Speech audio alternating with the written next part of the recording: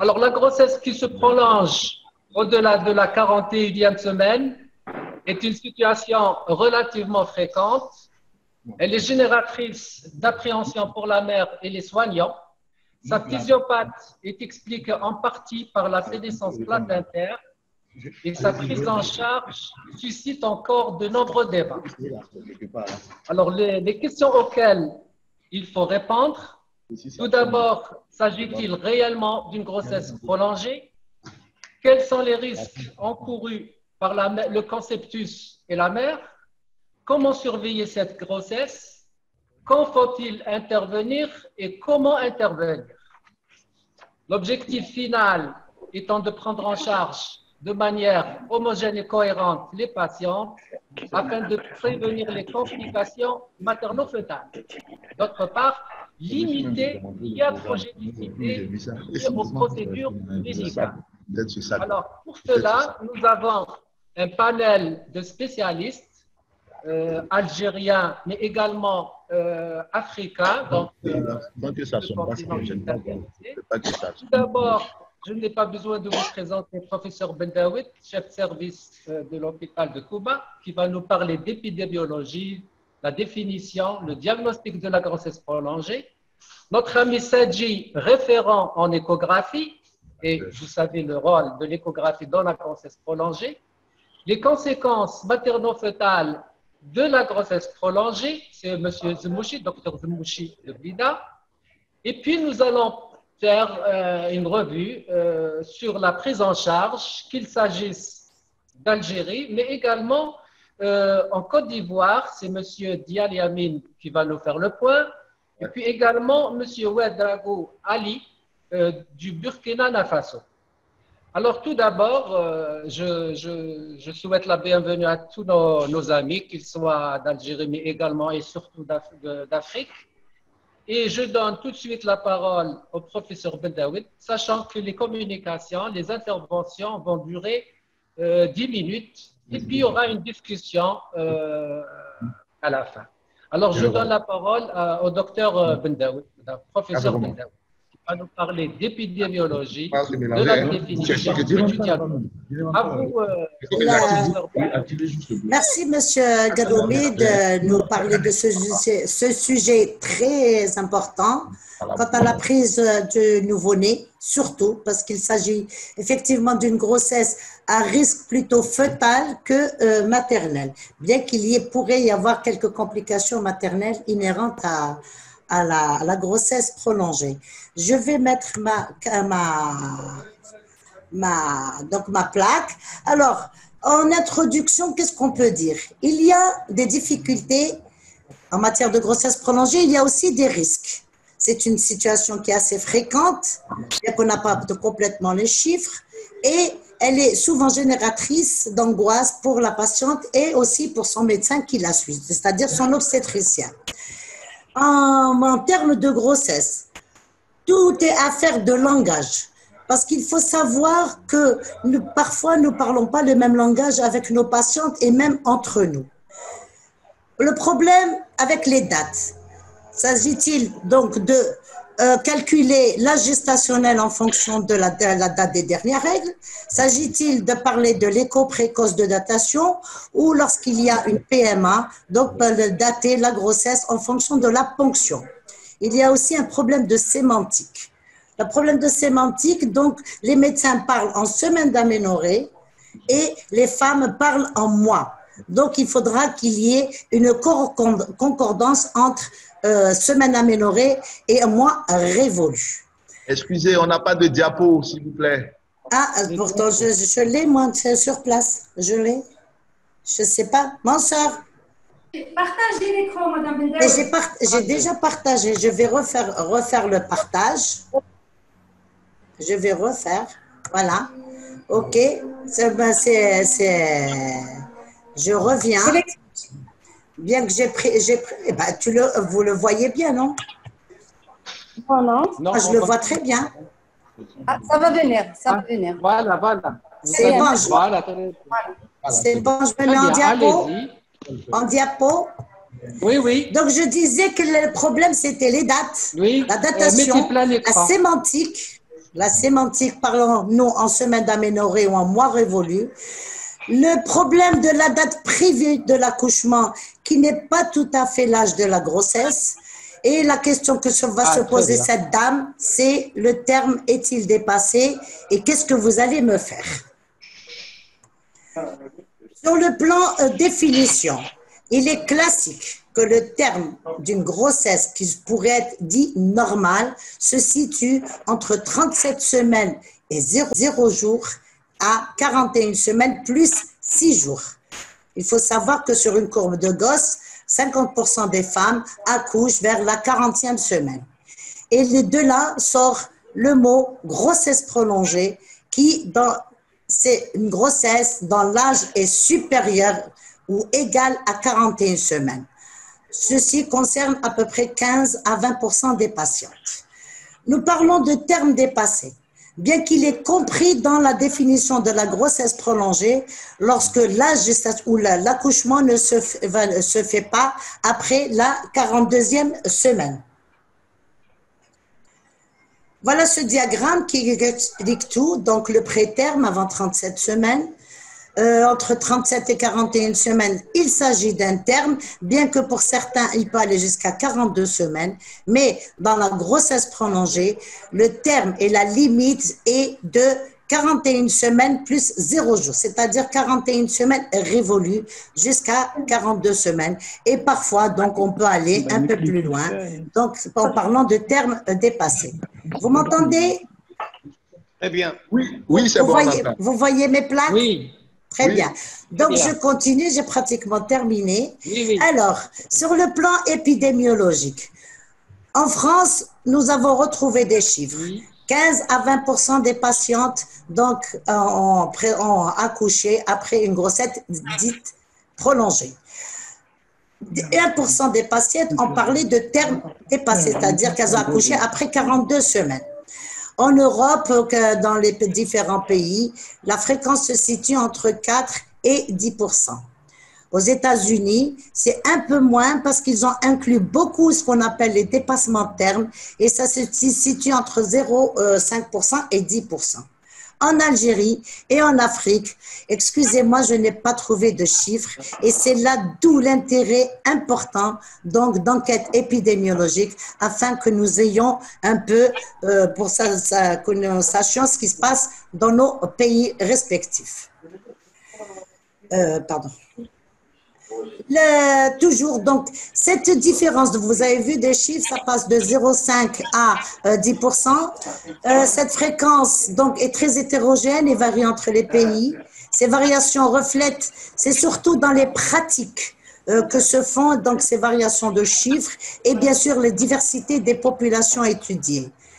Le problème, c'est dans la datation de la grossesse, le recours plus ou moins fréquent au déclenchement et donc qui constitue un stress et donc les gens vont un peu plus vite à déclencher l'accouchement et ceci va donc contribuer à une diminution progressive des incidences des grossesses prolongées et de termes dépassés dans la plupart des pays.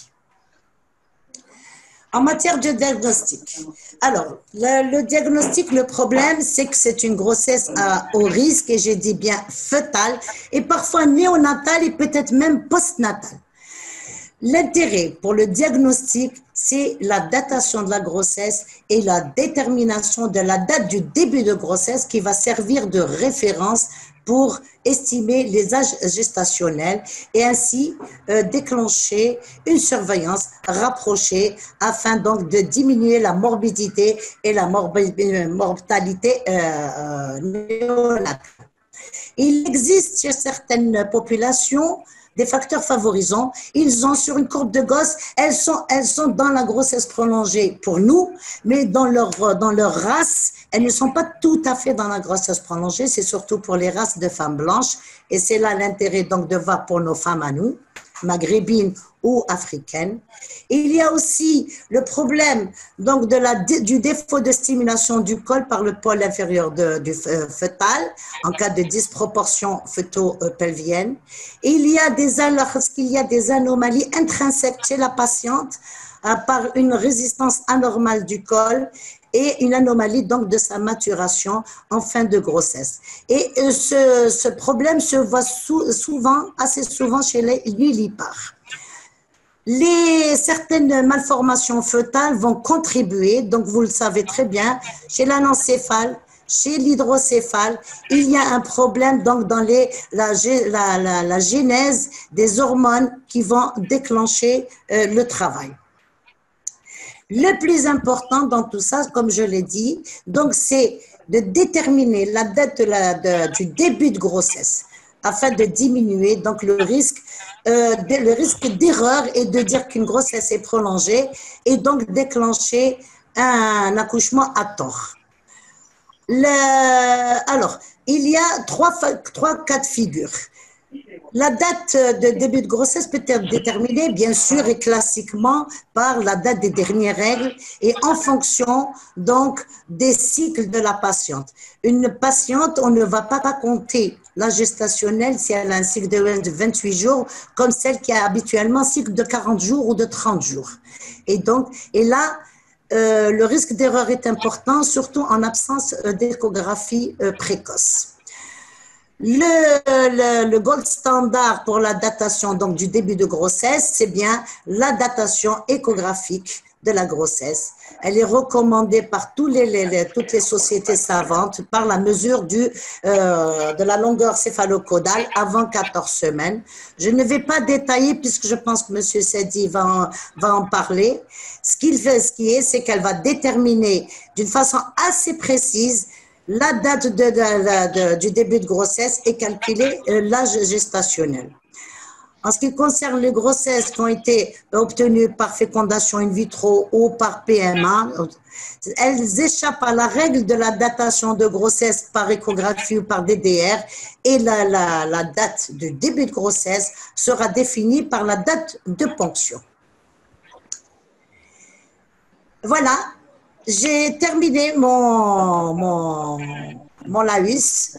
Voilà ce qu'il en est pour l'épidémiologie, l'intérêt des chiffres en Afrique, au Maghreb et dans nos pays respectifs. La datation de la grossesse doit être très importante pour éviter le risque d'erreur. Et je vous remercie. Merci, Madame Bendaoud. Alors, je vous remercie également pour avoir respecté le temps. Oui. Et je donne la parole tout de suite au Dr Sadji, qui est notre référent en échographie, pour nous parler de l'apport de l'échographie dans la grossesse prolongée. À toi, M. Sadji. Merci, M. Galloumi. Est-ce qu'on m'entend bien? Tout le monde m'entend? Oui. Très bien. Bon, je vais présentation. Oui. Voilà, je vais mettre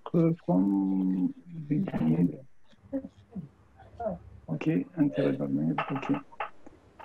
Tout le monde m'entend? Oui, c'est bon le son? Abidjan t'entend. Abidjan m'entend, merci.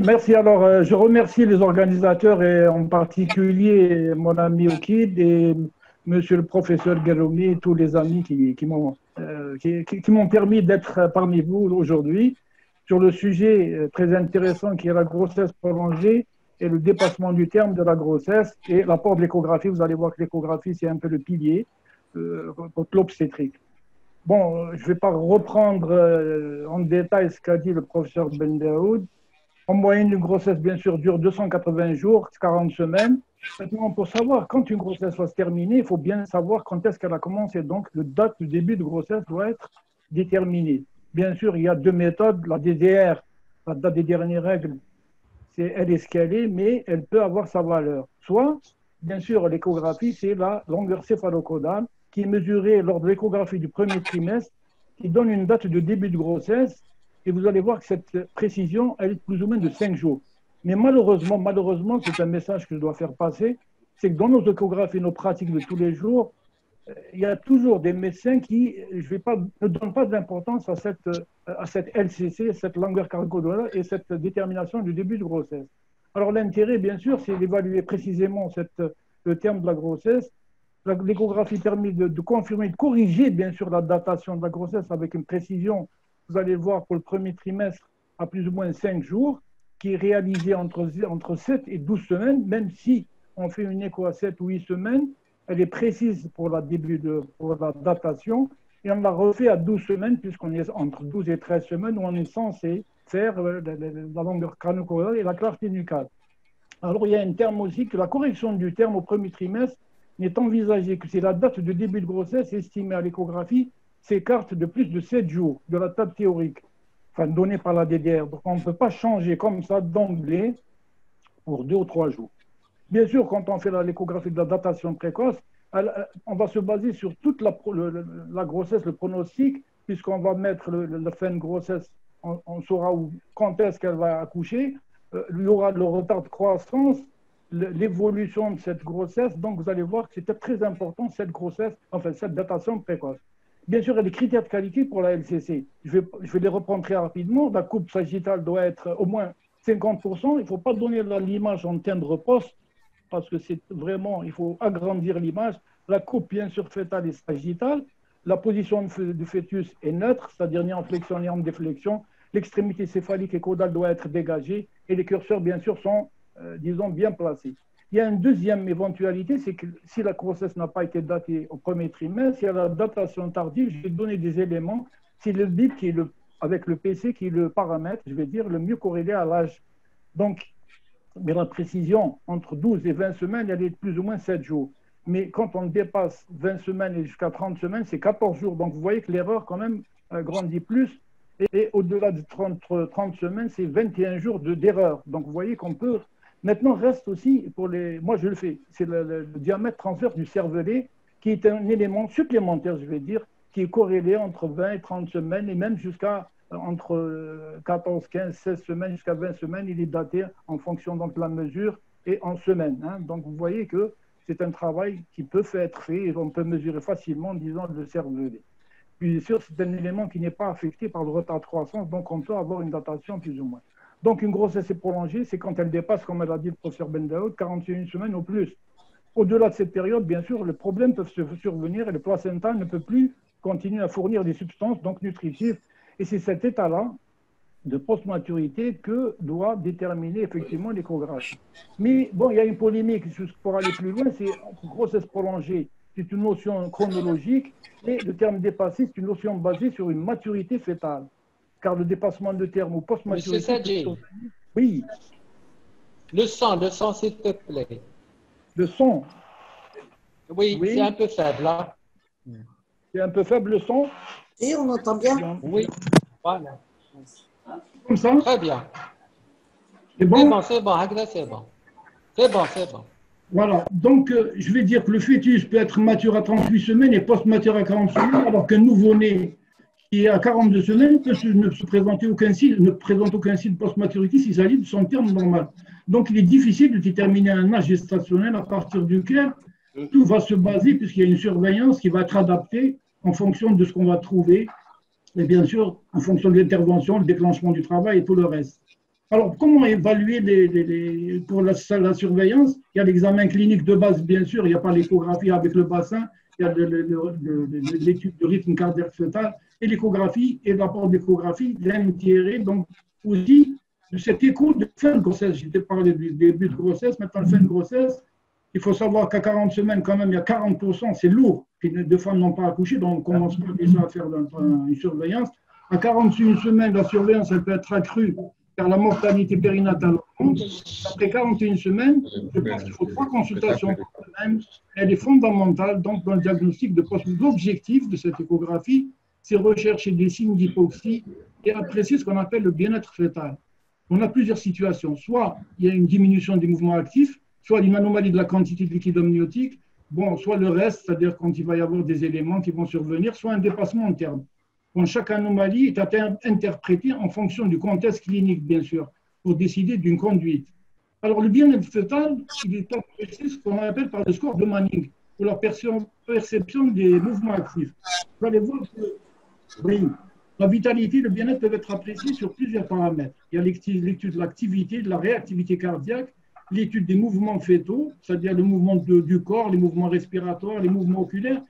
C'est pour vous dire que l'échographie est importante pour apprécier ces éléments-là. Il y a aussi les mouvements globaux, les mouvements toniques, l'extension, vous allez voir que le tonus, c'est un peu la pression, enfin la main qui s'ouvre, qui se ferme. Ça, c'est un peu le mouvement tonique associé à la tonicité au niveau des membres, du rachis, du mouvement. Vous voyez que tout ça, c'est l'échographie. La vitalité pétale, on va demander à la patiente de faire 30 minutes de cotation. Vous allez voir que c'est lourd, le mouvement respiratoire, le mouvement corporel, le tonus. On ne peut pas, le RCF, liquide amniotique. Donc, vous allez voir que l'échographie, des mouvements actifs, c'est perçu par la mère, bien sûr. Et quand on a ces diminutions de mouvements actifs, ce sont 16% de problèmes. Parmi ces 16%, en fait, dans ces 16%, il y a 13% d'anomalies de rythme, un oligoamnios qui survient, le retard de croissance. Donc, vous voyez qu'il y a toujours l'écho. C'est dit, et on signale qu'on ne t'entend pas bien, que la connexion est très défectueuse. Pas de connexion, bon, c'est tout ce qu'on a.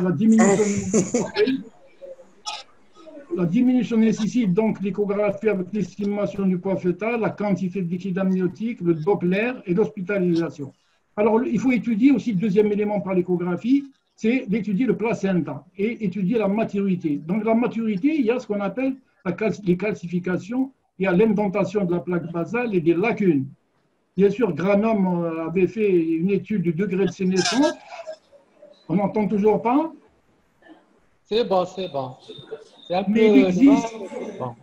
Ce qu'il faut savoir, c'est que dans la classification du Granum, c'est un élément, c'est physiologique, c'est-à-dire tout ce qu'il a décrit, ce sont des éléments physiologiques. Il existe bien sûr quelquefois des classifications. Vous voyez?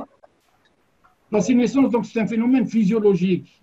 Voilà, des placentas qui peuvent être grade 0, grade 3. Là aussi, des fois, on s'inquiète sur des images. Allez-y, M. Sadji, allez-y. Quand même, n'a pas, disons, de signification à 100%. On ne peut pas se baser sur une classification pour dire qu'on va décider de déclencher un accouchement sur une image pareille. Bon, il peut y avoir aussi des anomalies de la forme du placenta, de l'épaisseur. Il peut y avoir aussi des anomalies de volume. Mais il faut savoir qu'il n'y a pas de corrélation entre l'aspect échographique du placenta, l'histologie ou la fonction placentaire.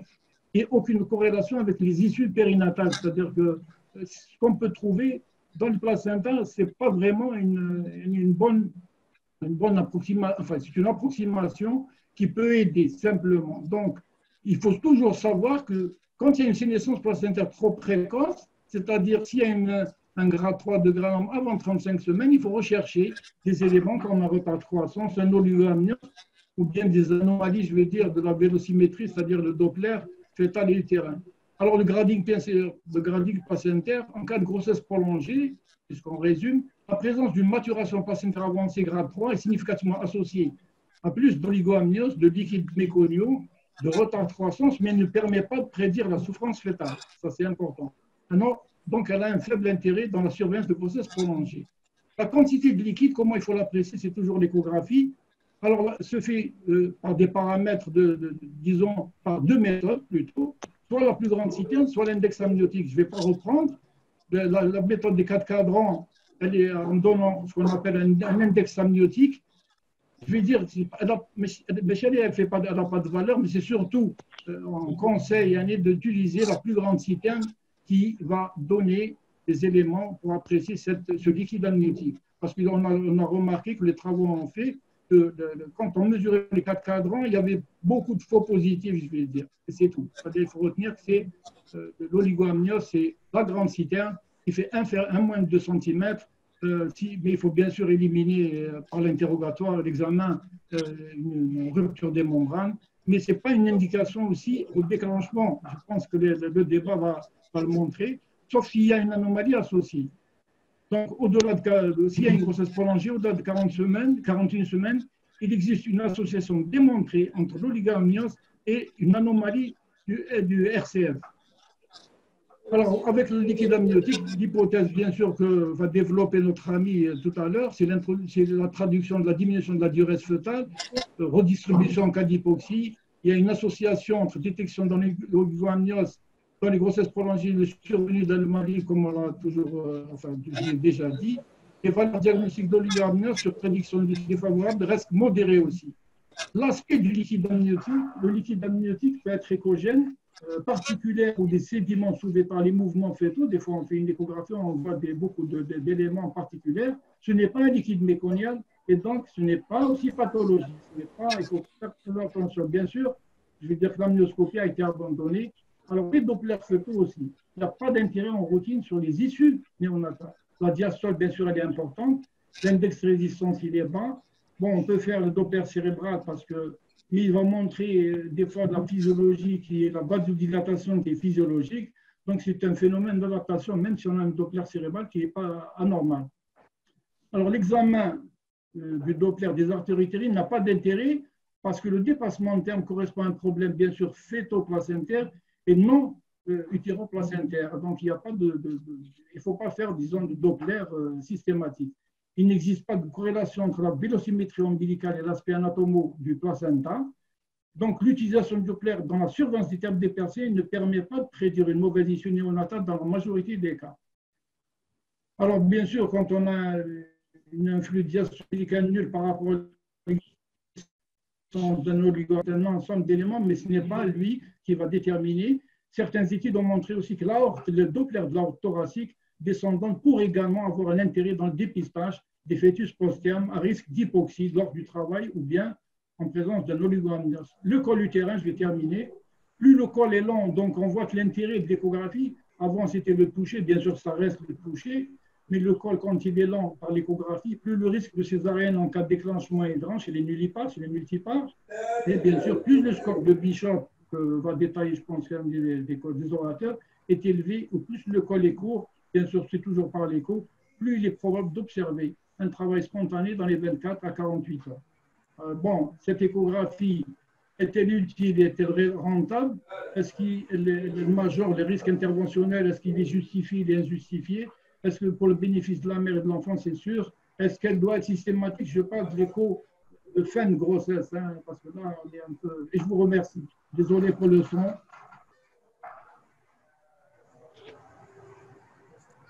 On m'entend? Si, oui.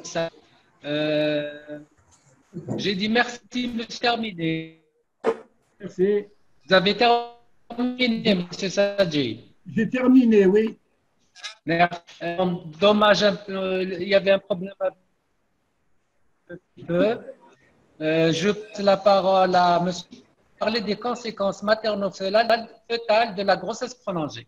Monsieur Zemouchi, s'il vous plaît. Merci. Merci Ismaël. Je profiterai de mes 10 minutes qui m'ont été données. Je remercie donc ceux qui m'ont offert cette occasion et tous ceux qui nous entendent donc dans les pays maghrébins et nos frères africains. Donc, concernant les conséquences engendrées par la... On n'a pas encore d'image. Vous n'avez pas d'image? Elle arrive, Ismaël.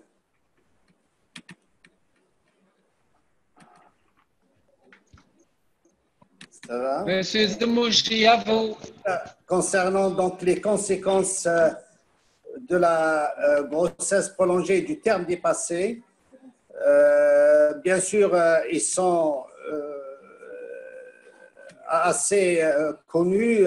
Certaines continuent à être explorées vu donc la difficulté et le nombre qui doivent nécessiter des études de longue donc bien.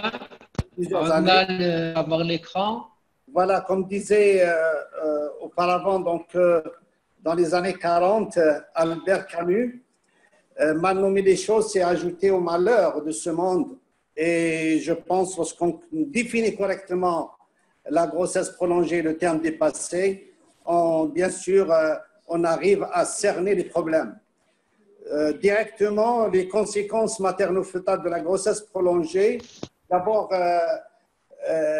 la morbidité maternelle du dépassement de terme n'est pas seulement liée au prolongement de la grossesse, mais aussi à son traitement. Autrement dit, aux diverses interventions médicales employées pour induire le travail et accélérer la naissance de l'enfant. La prolongation de la grossesse favorise la macrosomie fœtale, cela est dû à la continuation de la croissance. Bien sûr, à certains enfants peuvent in utero continuer à croître et on s'expose bien sûr à des enfants qui dépassent largement les 4 kilos. Cela entraîne une disproportion fœtopelvienne. Cela a été noté par beaucoup, donc une littérature assez abondante. Et encore, une troisième complication, c'est les travails longs et dystocies qui augmentent le risque d'extraction instrumentale. Donc, augmente le risque d'extraction instrumentale, que ce soit par forceps, ventouse ou, bien sûr, avec l'utilisation de manœuvres telles que les expressions utérines en cas de grossesse prolongée avec macrosomie fœtale, ce qui est un risque important pour l'enfant. L'excès de césarienne, il a été noté, le taux est multiplié par environ en moyenne, d'après beaucoup d'études, 1,5 en moyenne. C'est la plus fréquente des complications pouvant atteindre un taux de 25% avec une prédominance des extractions dans le cadre de l'urgence, ce qui est encore assez grave.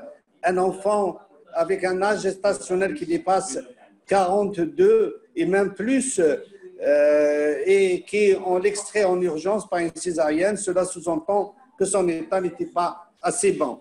Cependant, le manque de précision dans les différentes études ne permet pas toujours de différencier les augmentations liées au risque du dépassement de terme de celles dues à des politiques interventionnistes à partir d'âge gestationnel donné, suivies par certains pays ou par certains collèges. Les conséquences maternelles, une autre complication, dans une autre morbidité, c'est l'hémorragie postpartum. Eh bien, il faut savoir qu'elle est décrite d'environ 5% des grossesses prolongées. Elle est souvent due à la combinaison de plusieurs facteurs, tels que la macrosomie, l'induction du travail, le recours aux ocytociques et la surveillance d'un travail lent et prolongé, dystocique le plus souvent.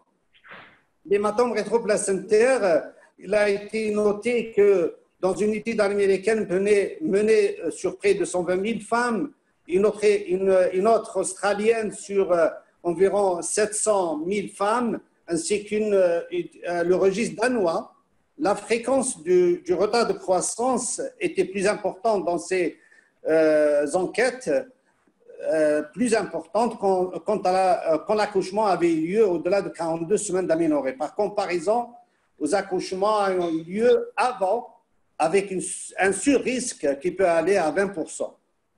Cela a été noté dans pas mal d'études, menées surtout par en Occident, et surtout par les Anglais, les Finlandais et les Américains. La rupture utérine, quant à elle, les études de qualité sur cette question font malheureusement défaut. Environ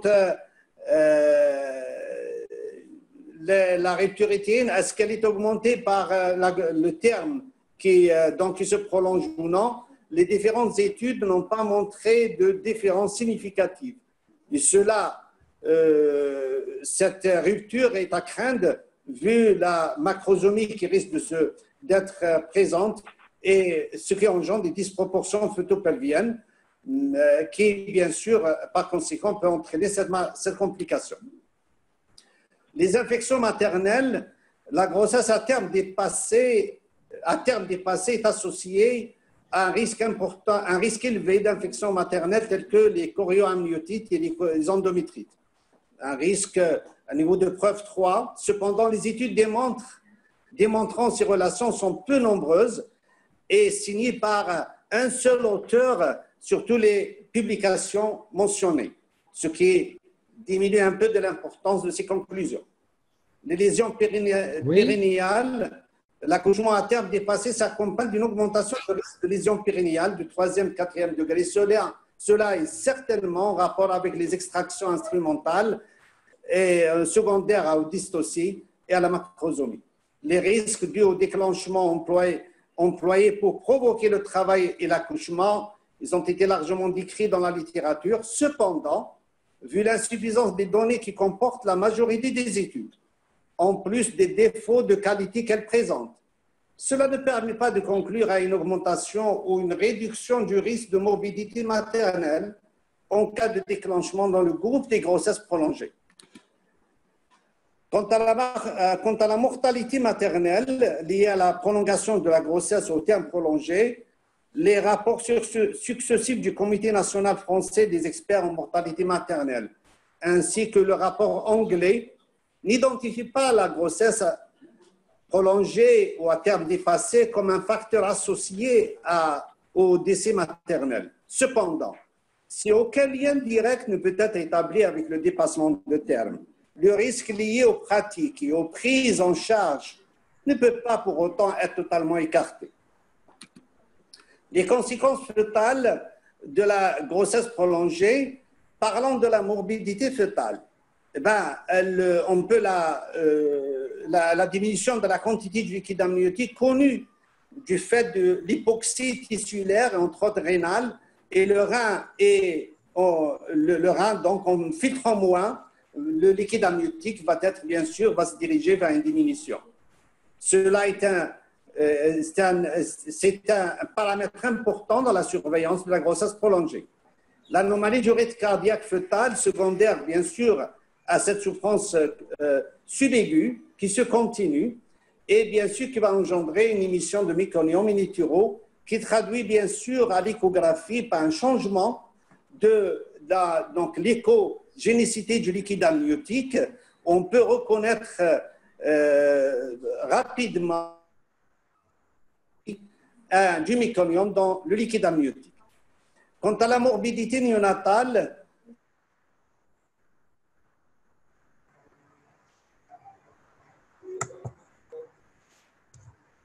bien sûr, doit être présent à l'esprit lorsqu'on s'occupe d'une grossesse prolongée.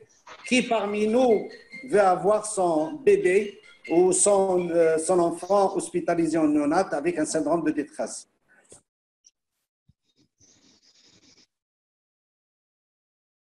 Très bien. Oui.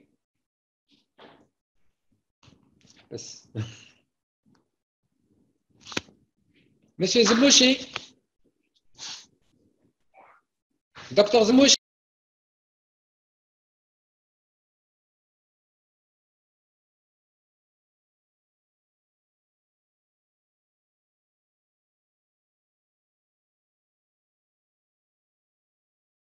Dépassé, la totale liée au terme dépassé sur des antécédents.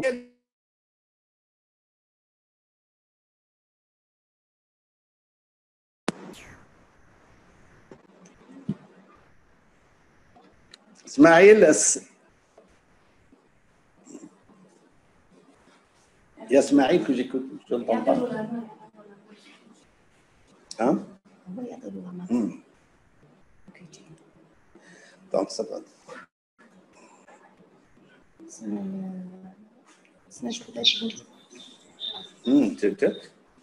Monsieur Zmouchi. Oui, Ismaël, non. Oui, oui. Ça va, donc alors, je viens de terminer. Alors, continue.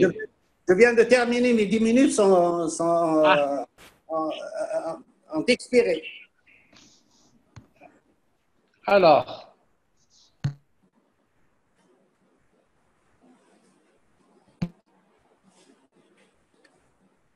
Voilà.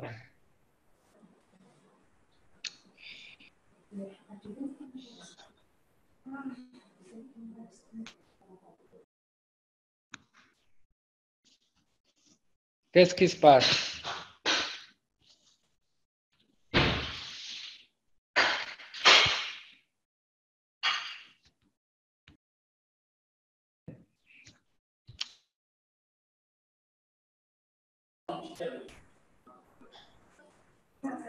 Ismaël?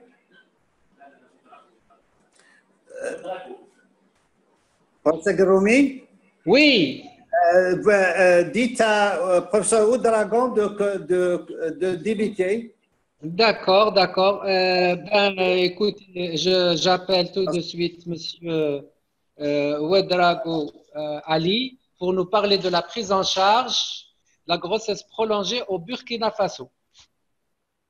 Merci, monsieur. À vous la parole. Oui, merci. Je commence par partager mon écran.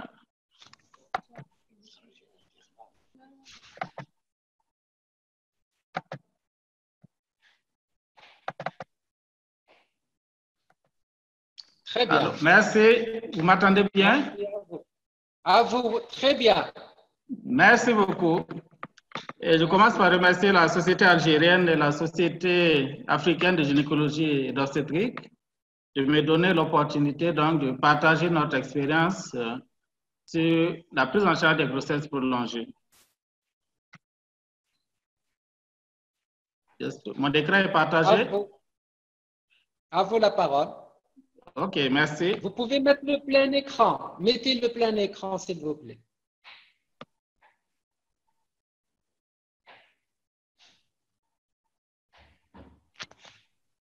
J'arrive. Ça y est. Ah, très bien. OK, merci. Donc, je commence par l'introduction en disant que la grossesse prolongée a eu une évolution dans les définitions. Lorsque nous commencions, c'était à partir de après les 42e semaines. Et maintenant, on voit que la définition est beaucoup plus harmonisée avec les anglophones. Le diagnostic est souvent difficile parce qu'il faut des repères, il faut la date de dernier, il faut l'échographie précoce. Et il faut savoir aussi que le pronostic est souvent en fonction de cette prise en charge qui doit être vraiment adéquate. Dans cette conduite à tenir, je vais parler de la conduite diagnostique et également de la conduite obstétricale. Sur le plan diagnostique, il faut dire que nous avons des difficultés dans notre contexte car souvent la date de dernière règle n'est pas toujours précise, connue par les gestantes qui arrivent et qui arrivent souvent au 2e, 3e trimestre, ce qui rend encore plus difficile l'estimation de l'âge de la grossesse. Et l'échographie précoce, malheureusement, n'est aussi pas souvent réalisée. Il faut dire que dans ce contexte, nous n'avons pas souvent les mêmes repères pour déterminer la date des dernières règles. Nous sommes plus orientés par le calendrier, alors que les patientes arrivent avec souvent d'autres repères sociaux. Notamment, la femme peut dire que la date de ses dernières règles, c'est 5 jours après la Ramadan. Bon, c'est au prestataire de santé de pouvoir donc retrouver ces repères et bien estimer l'âge de la grossesse. Et qu'est-ce que nous faisons pour la conduite à tenir? Il faut rappeler encore quelques difficultés pour la prise en charge parce qu'il y a une faible disponibilité des moyens de monitoring fœtal, notamment l'échographie doppler et l'enregistrement du rythme cardiaque fœtal, qui est disponible au niveau des CHU, des centres hospitaliers universitaires. Malheureusement, dans les centres hospitaliers régionaux et au niveau des centres médicaux avec antenne chirurgicale, cela n'est pas toujours disponible. Certaines molécules également pour la prise en charge ne sont pas faciles d'accès. Il faut dire que nous avons dans notre contexte la gratuité des soins de l'accouchement, mais ces molécules utilisées ne font pas partie du kit de gratuité. On a aussi un accès limité à la césarienne d'urgence, notamment toujours dans les formations sanitaires périphériques.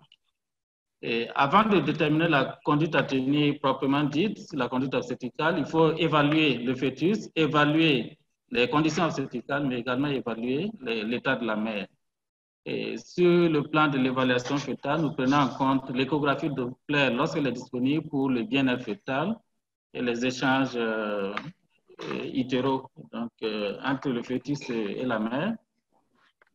Et sur le plan donc, obstétrical, nous tenons compte de la présentation du fœtus, du score du Bishop, et la prestation de l'ampliation du segment inférieur, mais également le bassin maternel. Comme je l'ai dit, si c'est une femme qui est suivie avec des soins prénatales recentrés, cela ne doit pas poser de problème lorsqu'il y avait une indication donc, antérieure de césarienne. Malheureusement, c'est souvent en salle de travail que certains diagnostics sont faits. Sur le plan de l'état maternel, il faut apprécier la particularité, d'autres particularités, d'autres pathologies, morbidités maternelles qui peuvent interagir avec la voie d'accouchement, notamment la cicatrice utérine également, parce qu'il faut voir le nombre de cicatrices, l'ancienneté de la cicatrice, l'indication opératoire de cette cicatrice utérine, mais également les suites opératoires.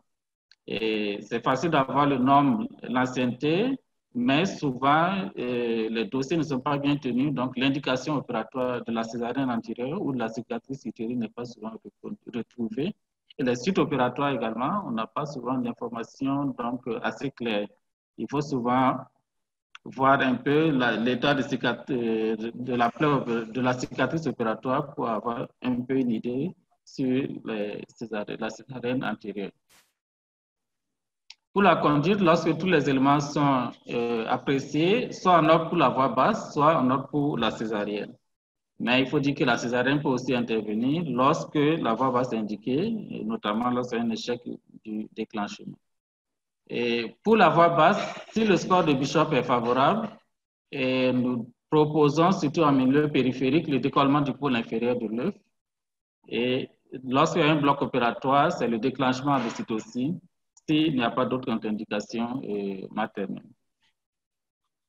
Si le score de Bishop n'est pas favorable, il est possible d'avoir dans les CHU, et lorsque les parents ou la femme même a assez de moyens pour avoir accès au dinoprostone ou le misoprostol est encore plus accessible, mais le dinoprostol, non, n'est pas facilement accessible par les familles, mais dans certains CHU, on peut l'utiliser. Et ça, c'est depuis en gros 6 mois, 7 mois que cela est possible.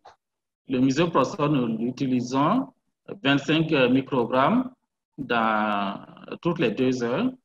Et vu que selon certaines études, le misoprostol n'est pas donc uniformément réparti dans le comprimé, nous proposons la dilution dans 200 ml d'eau avec absorption de 25 ml toutes les 2 heures. Et nous utilisons souvent aussi le ballonnet intracervical. Et lorsqu'il y a une contre-indication à l'ocytocine, notamment lorsque c'est une théorie cicatricielle, et nous proposons l'utilisation du ballonnet cervical. Souvent, il y a des indications de césarienne. Lorsque, surtout, il y a des anomalies au niveau du rythme cardiaque fœtal, il faut encore rappeler que ce diagnostic est beaucoup plus facile dans les centres hospitaliers régionaux qui ont la possibilité de réaliser cet enregistrement. Et lorsqu'il s'agit souvent d'une premier part âgée ou chaque fois qu'il y a l'échec du déclenchement, donc l'indication de la césarienne est posée.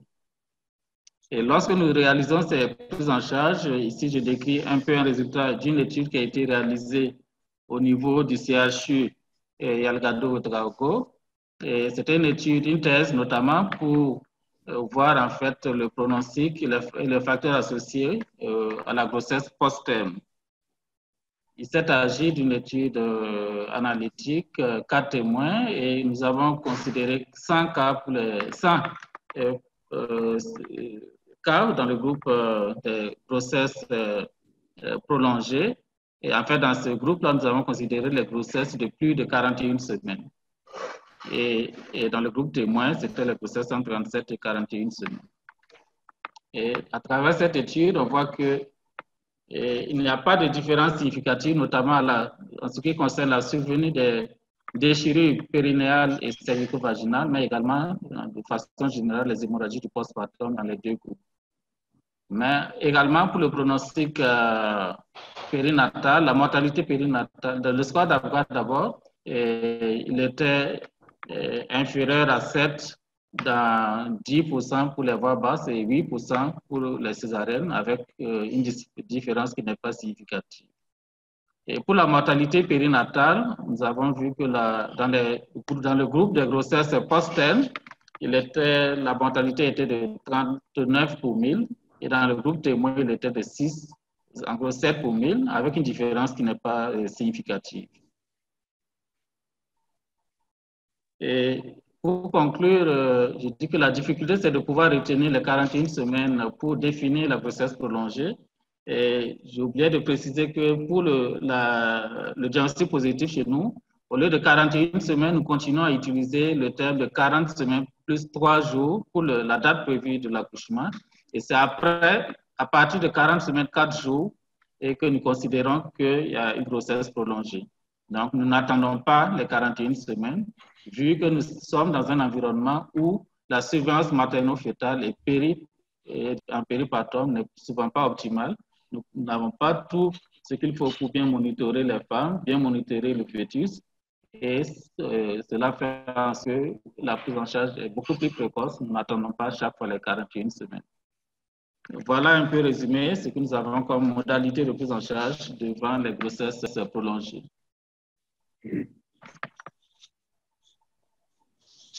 Merci, Monsieur Oued Rago Ali, pour votre exposé clair. Et nous donnons la parole à Monsieur Diali Amin pour la prise en charge toujours de la grossesse prolongée en Côte d'Ivoire. À vous la parole, Monsieur Diali Amin. Le sang.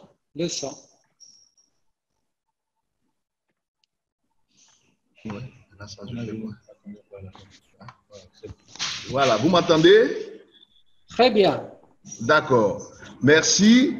Je voudrais avant tout propos, au nom de la Société de gynécologie et d'obstétrique de Côte d'Ivoire, remercier les membres de la Société algérienne de gynécologie et obstétrique et ceux de la Société africaine des gynécologues et obstétriciens qui nous font l'honneur de nous permettre de participer à cette rencontre sur les grossesses prolongées qui est importante, surtout pour nous en Afrique subsaharienne où nous avons des difficultés dans la prise en charge.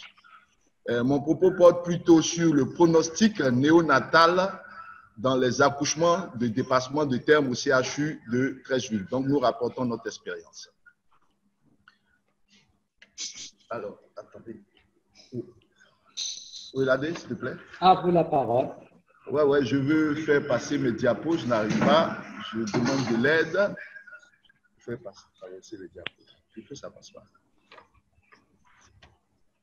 J'ai une difficulté, je n'arrive pas à faire. Voilà, c'est vous, c'est là. Voilà, c'est bon. Donc, en guise d'introduction, nous dirons que la grossesse prolongée est une situation fréquente aussi bien dans les pays développés que dans nos pays.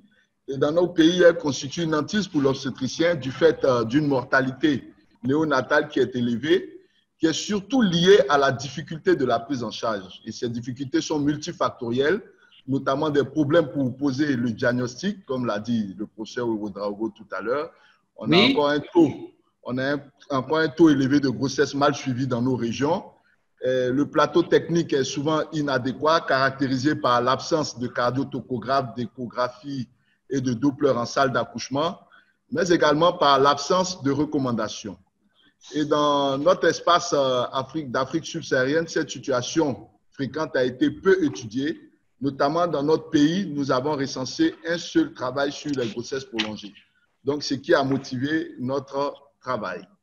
Et cette étude a pour objectif donc de décrire le profil épidémiologique des nouveau-nés issus de grossesses prolongées dans nos services et de déterminer les facteurs de risque de souffrance néonatale dans les accouchements de dépassement de terme dans nos services. Cette étude s'est réalisée donc à la maternité et au service de néonatologie du CHU de Treichville à Abidjan sur une durée de 5 ans et il s'agissait d'une étude descriptive et analytique de type 4 témoins qui a concerné les nouveau-nés issus de grossesses dépassées confirmées à l'échographie précoce.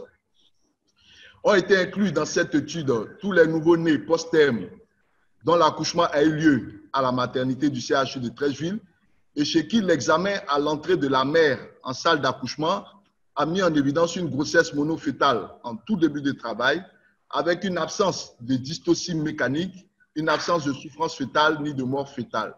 Et chez qui, pendant le travail et l'accouchement, on n'a pas constaté de pathologie maternelle évidente pouvant expliquer une souffrance néonatale certaine.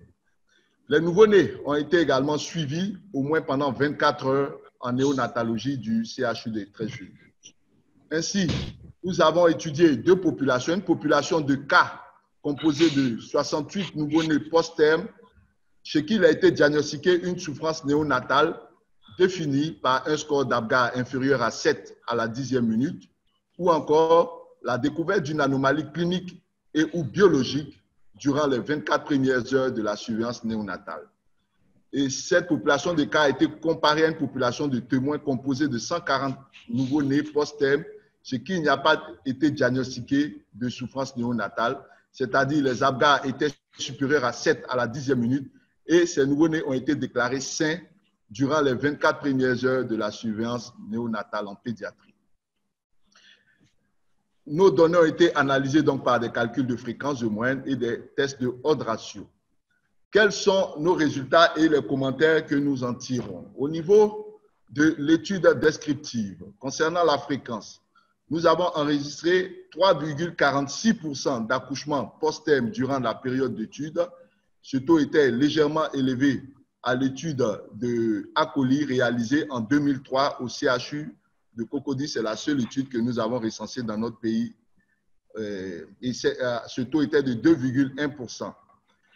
Par contre, ce taux est proche de celui de Tangara qui a rapporté dans son étude à Bamako en 2015 un taux de 3,6%.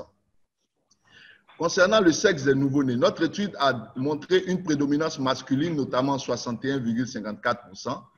Et cette prédominance masculine a été retrouvée dans plusieurs études. Cependant, dans la littérature, le sexe n'a pas été identifié comme un facteur favorisant de post-terme.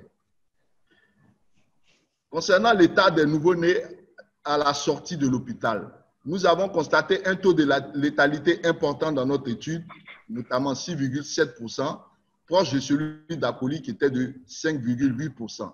Et ce taux est nettement élevé par rapport au taux retrouvé dans les pays développés qui sont en général inférieurs à 1%.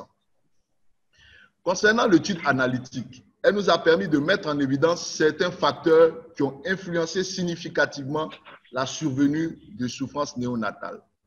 Et le premier facteur identifié a été le lieu de consultation, notamment les consultations dans les PMI ont négativement influencé la survenue de souffrances néonatales.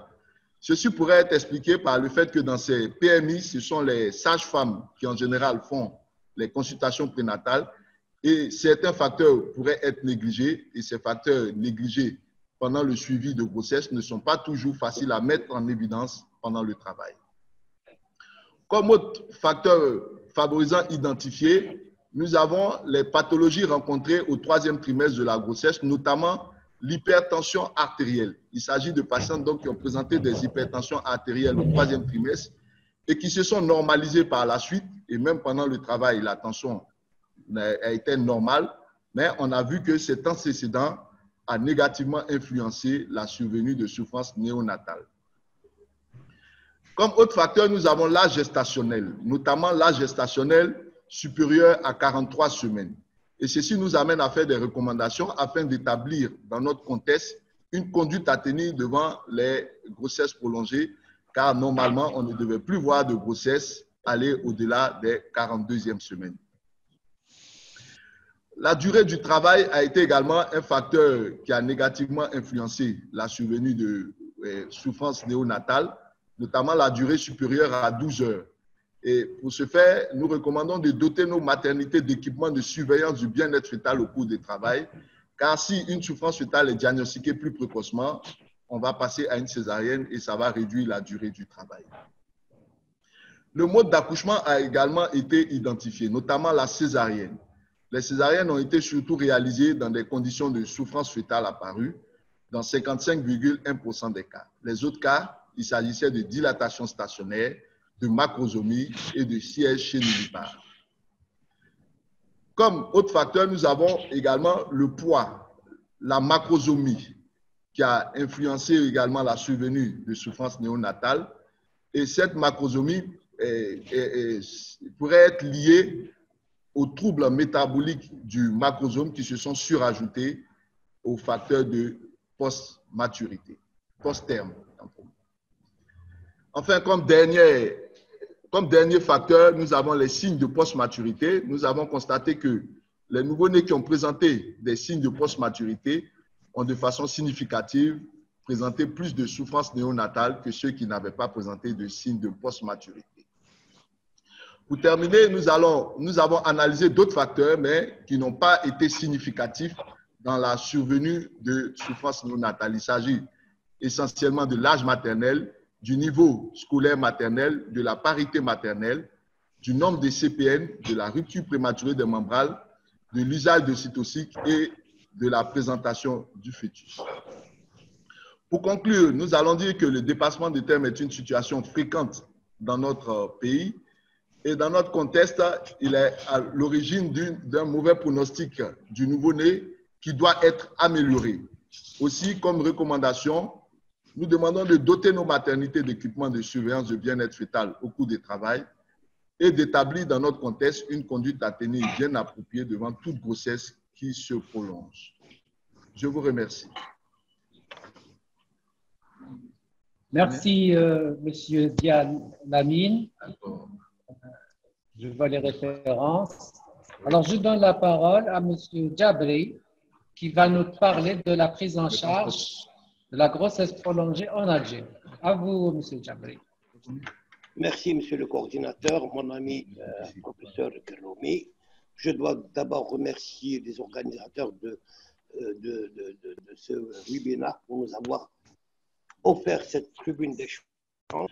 Je salue nos étrangers et mes confrères conférenciers algériens. Donc, je salue aussi les participants. Donc, la grossesse prolongée,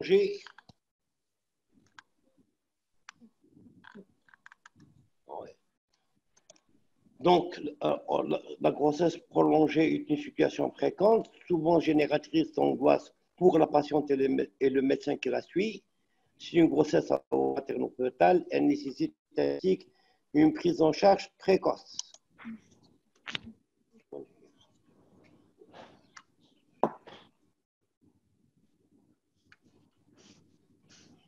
Oui.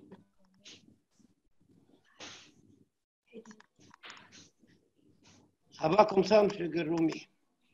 Très bien, très très bien.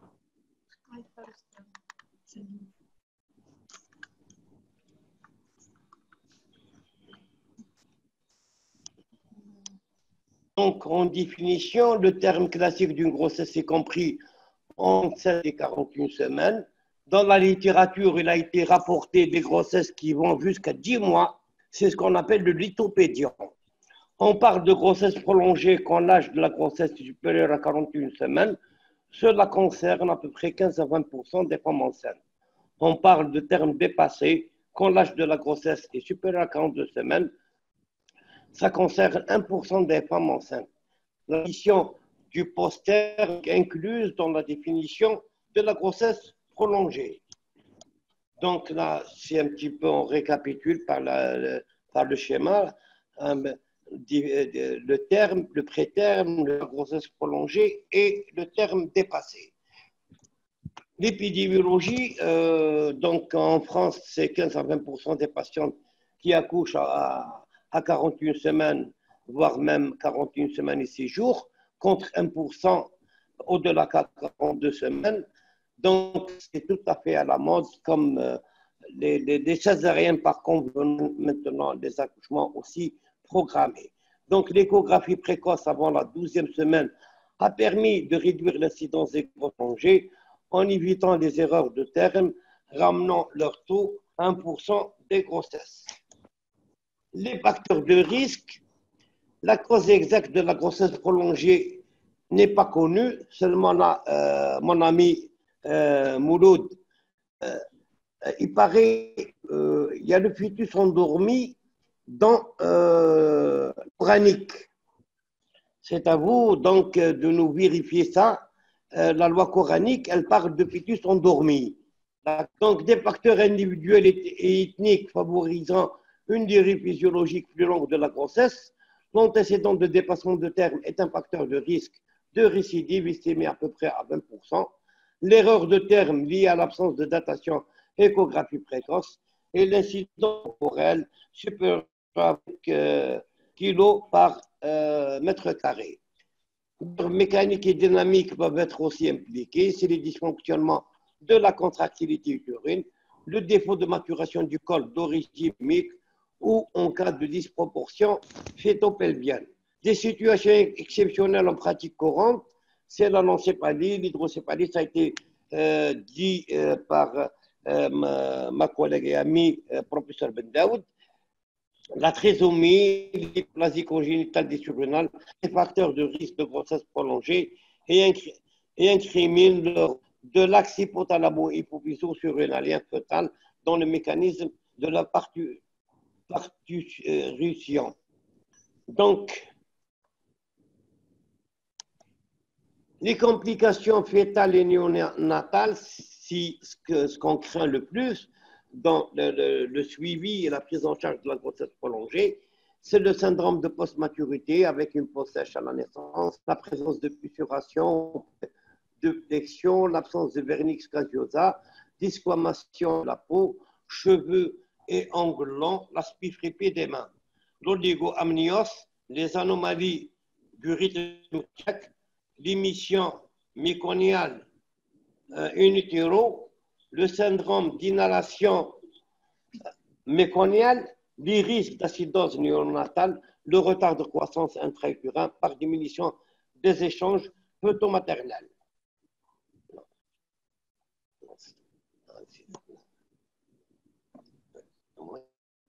Oui, non. La macrosomie fœtale, elle expose au risque d'extraction instrumentale et de manœuvre et leurs conséquences, on sait très bien le plexus brachial, la fracture de la clavicule, la fracture du l'utérus, les complications neurologiques à type de convulsion néonatale, d'encéphalopathie anoxo-ischémique, limité motrice cérébrale, de développement psychomoteur, d'épilepsie dans l'enfance, la polyglobulée et le risque de sepsis néonatale, la mortalité périnatale, risque qui passe de 0,7 pour 1000 à 5,8 pour 1000, conséquence de la diminution nutritionnelle et de l'oxygénation. Les complications maternelles, c'est l'augmentation des lésions périnéales, les hémorragies du postpartum et des amniotiques. Le taux ARN est multiplié par 2 avec toutes les complications médicales. Les éléments diagnostiques, donc en pratique, c'est là où se situe le problème. Donc les éléments de diagnostic de la maturation fœtale, l'échographie, c'est-à-dire si on a un BIP qui est supérieur à 92, il est considéré comme étant un critère de maturité suffisante. Les points d'ossification, ça fait longtemps, on a travaillé les points d'ossification de Tolb et Becklar à la radiographie standard, mais il y a des points d'ossification qu'on peut voir à l'échographie. Mais dans tous les cas, les certifications qui vont dire que la grossesse, elle est à terme, mais elles ne disent jamais que le terme, il est dépassé. Donc, le point fémoral inférieur qui apparaît à la 36e semaine, le point tibial supérieur qui apparaît à la 38e semaine, ça, c'est ce qu'on faisait dans les années 1. Les dates et 10, la date des dernières règles. Donc, pour un cycle maternel régulier de 28 jours, l'ovulation peut se situer vers le 14e jour. Pour les cycles longs, la phase lutéale, il y a une fixe de 14 jours. L'ovulation est retardée. L'échographie précoce, bien sûr, l'échographie datation, comme ça a été précisé par notre ami Dr Sadji, entre la 11e et la 14e semaine par la longueur crânio est idéalement recommandée, donc, et les valeurs qui varient entre 45 et 84 mm. Avant la 18e semaine, c'est la mesure périmètre bipariétal ou le périmètre céphalique. Les éléments de surveillance, maintenant, comment on va surveiller la femme une fois qu'on a posé le diagnostic, à quel âge gestationnel début de surveillance. Donc, c'est à partir de la 37e semaine, dès que le terme est atteint, donc c'est à ce moment la surveillance. Et cette surveillance, elle s'étalera jusqu'à la 42e semaine, parce qu'il y a le risque de mortalité périnatale régulièrement. À quelle fréquence maintenant? La fréquence conseillée, c'est de 2 à 3 fois par semaine, c'est-à-dire à peu près tous les 48 heures qu'on doit revoir la femme, refaire notre examen obstétrical, réévaluer les situations et surtout évaluer l'état fœtal. Les examens qui sont utiles pour notre surveillance, le compte des mouvements actifs, c'est un bon indice. De ceux d'alarme et les moins de 2 mouvements actifs plutôt en 30 minutes, pour savoir qu'il faut, pour le compte des mouvements actifs plutôt, c'est toujours aux mêmes horaires et il faut éviter les horaires, le moment de la sieste. Donc, de préférence à partir de 16h, 17h, ou bien la matinée à 10h, 11h et à heure fixe. 2 fois par jour, c'est un examen simple, répétitif, sans danger et gratuit. La mesure de la hauteur utérine, l'échographie, l'étude du grading placentaire, la recherche d'un oligoamnios, 10 à 20% des dépassements de terme, on retrouve un oligoamnios et il faut la courbe de croissance fœtale, c'est-à-dire l'évaluation de la croissance fétale. Là, depuis longtemps, on avait travaillé avec l'amnioscopie lorsque les membranes étaient plates, lorsque on peut mettre l'amnioscope pour voir la couleur du liquide amnios. Donc, les dernières recommandations, notamment le Collège français des gynécologues obstétriciens, donc il dit que sa valeur diagnostique peut prédire l'existence d'un liquide amniotique et sa coloration, elle est médiocre. L'enregistrement du rythme cardiaque fœtal, c'est l'examen dans la surveillance du bien-être. Il n'y a que le RCF qui est l'examen de choix. Aux cytociques, ce qu'on faisait dans les années 80, les années 90, donc éviter les souffrances fœtales en étudiant la répercussion sur le RCF des contractions utérines provoquées par le syntocinon. Donc on donne le syntocinon et on fait un monitorage pour voir comment il va se comporter en cas de déclenchement L'indice de Doppler diagnostique, elle est très faible, elle n'est pas recommandée d'utiliser en routine dans la surveillance. Donc, ce n'est pas la peine de faire les indices de Doppler. Le score biophysique ou bien le bien-être fœtal, donc la pratique du score de Manning entraîne une augmentation des diagnostics d'oligomyose et d'anomalies du RCF, générant une augmentation du taux de déclenchement et de césarienne, amélioration du pronostic. Donc, il n'est pas recommandé d'utiliser le score biophysique dans la surveillance des grossesses prolongées. À partir de quand il faut déclencher l'accouchement? Donc, en l'absence de pathologie, on a un déclenchement qui est une grossesse, un dépassement qui est nu, ou bien une grossesse qui est prolongée qui est nue. Donc, un déclenchement du travail devra être proposé aux patientes entre 41 et 42 semaines. Le moment du déclenchement sera déterminé des caractères éternels, bien sûr, des conditions locales cervicales. Si la cicatrice utérine, on sait que les utérus cicatriciels, c'est quand même 30% des grossesses, la parité, les masses corporelles et l'âge de la gestante, de la préférence des patientes et de l'organisation des soins de maternité. Le décollement, comment déclencher? C'est le décollement des membranes, l'ocytocine. Il s'agit de la méthode de réveiller le déclenchement sur col favorable à partir de 48 semaines. Là, en cas de col défavorable, le score inférieur à 5, l'ocytocine permet également de déclencher le travail, mais n'est pas la de première intention. Les prostaglandines E2, sous forme de tampons ou bien de gels vaginaux, c'est une méthode efficace utilisée pour déclencher le travail, que le corps soit favorable ou non.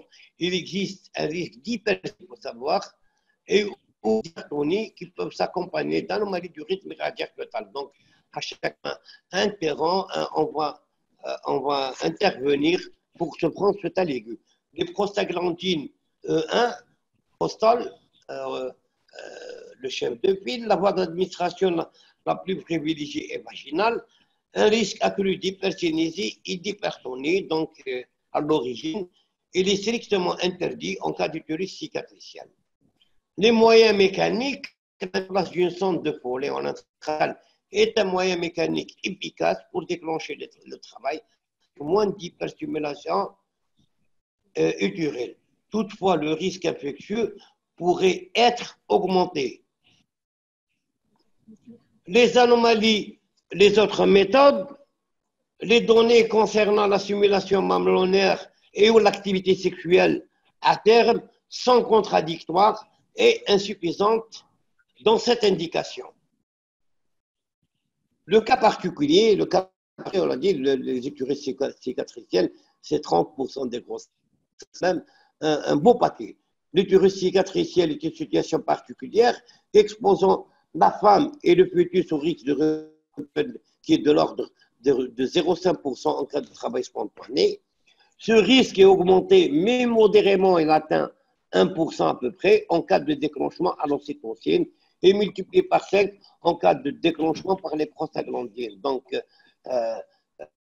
ça contre-indique. Il est donc logique d'éviter les déclenchements sans indication multiple sur l'utérus cicatriciel, d'éviter les prostaglandines et de tenir compte du score de Bishop pour déclencher un centre à l'ocytocine. Quelle prise en charge pour le nouveau-né, quelle va être dans notre prise en charge?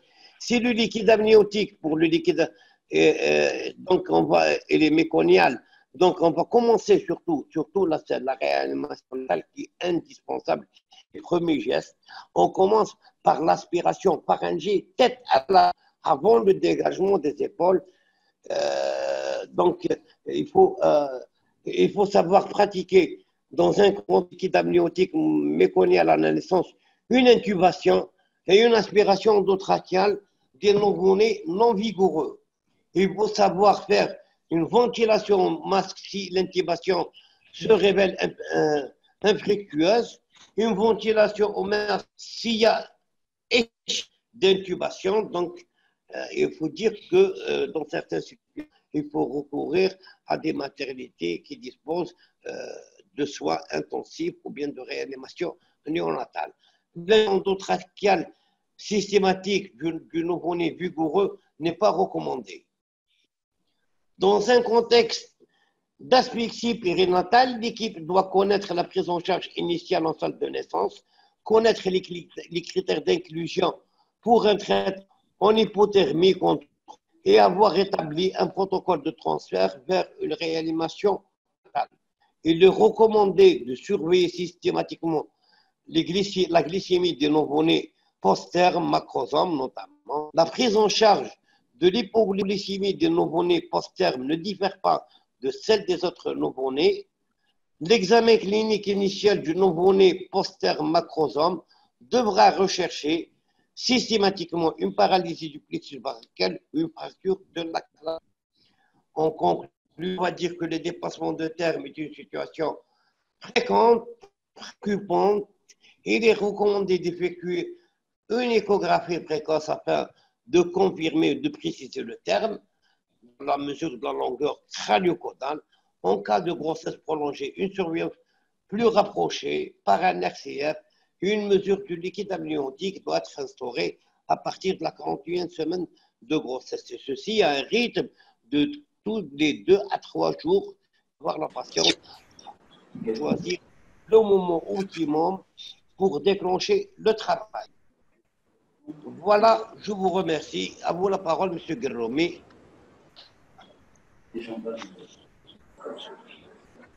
Merci, M. Djabri. Alors, sans plus tarder, nous allons passer en alors, sur mon écran, je ne vois pas les questions. Voilà, questions-réponses. Alors, bonsoir à tous et aux présentateurs, organisateurs de ce Zoom. Professeur Djabri, à toi. Pourquoi attendre jusqu'à la 42e semaine pour initier le déclenchement, vu que le risque fœtal augmente avec l'âge gestationnel? Donc, c'est une question pour M. Djabri. M. Djabri? Vous m'entendez, M. Djabri? Je vous entends parfaitement. Maintenant aussi, il ne faut pas être aussi agressif, surtout dans notre pratique quotidienne, nous qui ne disposons pas de prostaglandine. Donc, si elle est à bas risque, disons à bas risque, pourquoi aller l'agresser, laissant la nature faire les choses? Maintenant, si on arrive au terme de 42 semaines, on déclenche quelles que soient les conditions locales, ou bien on va recourir à la césarienne s'il y a un élément de mouvement aussi qui se grève. Maintenant, si tout se présente bien, on va maintenir notre surveillance et recommander la stimulation mammaire, les décollements, ça continue. Maintenant, si cette grossesse, il y a une pathologie qui associe, maintenant il y a c'est en cas d'HTA gravidique, en cas de diabète, là c'est autre chose. On ne va pas prendre un double. Mais s'il s'agit de dépassement nu, on peut aller jusqu'à 42 semaines. Il n'y a aucun problème. Je n'ai pas d'écran. Qu'est-ce qui se passe? J'ai le son et je n'ai pas d'écran. J'ai pas d'écran. Qu'est-ce qui se passe? Non, mais je partage pas.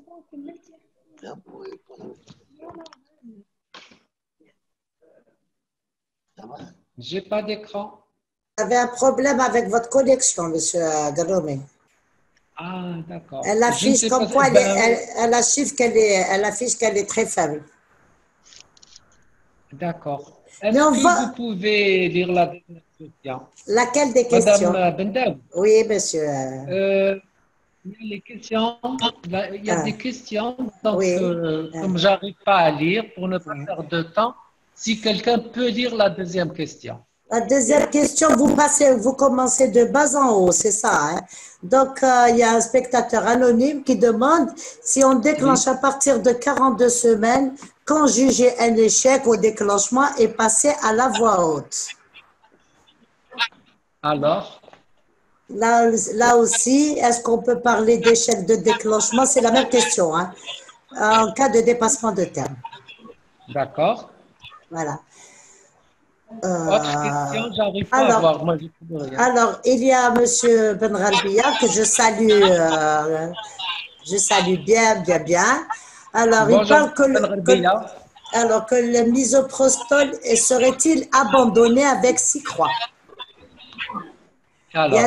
Il y a quelqu'un d'autre qui pose la question, quel est le protocole de déclenchement par cytothèque hors AMM? Je continue, monsieur Garomé. Oui. Parce que moi, j'ai une réponse que je voulais répondre à une question qui m'est adressée personnellement, inhérente à ma communication. Alors, c'est M. Benrabia qui me demande quel est le diagnostic de la grossesse prolongée en cas de diabète. Fait-on le diagnostic? Moi, je lui répondrai d'une façon humble que le diagnostic d'une grossesse prolongée n'est pas dépendant de la pathologie maternelle. Le diagnostic se fait pour estimer l'âge gestationnel et être dans les normes, c'est-à-dire d'une gestation normale. Maintenant, si en matière de diabète, qu'il soit gestationnel ou autre, il est très, très important d'estimer l'âge gestationnel de cette grossesse, non pas pour éviter une grossesse prolongée, mais c'est surtout pour éviter la prématurité. Vous savez que l'enfant de mère diabétique est beaucoup plus a un retard à sa maturation pulmonaire, et donc le problème va se situer non pas dans l'estimation de l'âge gestationnel pour une grossesse prolongée, mais le contraire, oui, on risque d'avoir un enfant qui est immature sur le plan pulmonaire et donc en faire, entre guillemets, un prématuré. Mais sinon, la datation se fait de la même manière. Date des dernières règles, en cas lorsqu'on ne dispose pas d'échographie précoce, mais le gold standard, je le dis, c'est bien l'échographie précoce. Et là, je rejoins M. Dia et M. Ali, j'arrive pas à parler du nom. Il faut absolument qu'on ait les moyens en Afrique, dans vos pays, dans notre pays, dans toutes nos contrées, les moyens de diagnostic et les moyens de suivi d'une grossesse afin d'éviter les catastrophes à la naissance et en postnatal. Et réduire, surtout réduire le nombre d'enfants handicapés ou qui pourraient être en situation d'handicap. Voilà. Voilà, bon, merci Madame Bendaoud. Alors, c'est une question pour le professeur Dia. Quelles devraient être de façon pratique les recommandations à faire à une équipe peu équipée pour la surveillance et l'accouchement? Pour Monsieur Dia Lamine.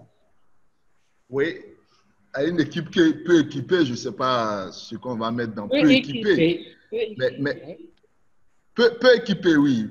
C'est ce que je dis, je ne sais pas ce qu'on va mettre dans peu équipé, mais il faut déjà avoir un échographe, ça c'est important, avoir l'échographe, ça ne demande pas grand moyen pour la surveillance. Un cardiotocographe, c'est important. Ces deux éléments déjà, je pense que dès la 41e semaine, avec ces deux éléments, peuvent nous permettre de surveiller, avoir une surveillance satisfaisante jusqu'à la 42e semaine. Et à la 42e semaine, à partir de la 42e semaine, il ne faut plus attendre. Il faut être actif. Le professeur Djabri l'a dit, dès qu'on atteint 42 semaines, ce n'est plus la peine d'attendre, il faut faire sortir l'enfant. Donc, je ne sais pas. Donc, pour vous, il faut au moins un échographe. Minimum un échographe et un cardiotocographe au minimum. Et c'est des trucs qui ne coûtent pas très cher. C'est peut-être avoir un Doppler et autres, ça peut revenir plus cher, mais ces deux éléments ne coûtent pas cher. Très bien, monsieur Lamine. Alors, une autre question. Pourquoi on a plus d'hématomes rétroplacentaires en cas de dépassement? Je crois que c'est une question pour monsieur Zoumochi. Oui, donc j'ai répondu par écrit. Donc, c'est à la fin de la grossesse, il y a un problème de… Certainement, la physiopathologie est un peu obscure, mais il y a quelque chose il y a une réalité, c'est qu'il y a une insuffisance placentaire qui s'installe progressivement. Et il y a de l'hypertension artérielle qui souvent, en fin de grossesse, elle passe sans être diagnostiquée. La conjugaison des deux anomalies et certainement d'autres anomalies, le stress et tout ça peut engendrer donc, ces situations. De toute façon, le placenta ira au décollement après l'accouchement. Il peut se décoller bien avant, surtout en cas de grossesse prolongée. Il a certainement, donc, la grossesse prolongée est un facteur de risque d'hématome rétroplacentaire. Et via l'hypoxie, via le stress, via l'hypertension artérielle. Très bien, monsieur. Voilà, donc je pense que la physiopathologie est difficile à cerner, mais réalité sur le terrain. Très bien. Alors, il y a une question de monsieur Benrabia que je salue. Alors, des longueurs, en cas de grossesse gémellaire, c'est une question pour M. Sadji. Des longueurs céphalocodales sont souvent discordantes. Comment dater l'âge de la grossesse? M. Sadji. Monsieur Sadji. Si vous permettez, si M. Sadji s'est déconnecté. Maxi, tu peux répondre. Oui, un peu. Je pense des longueurs céphalocodales discordantes en cas de grossesse gémellaire. Comment dater la grossesse?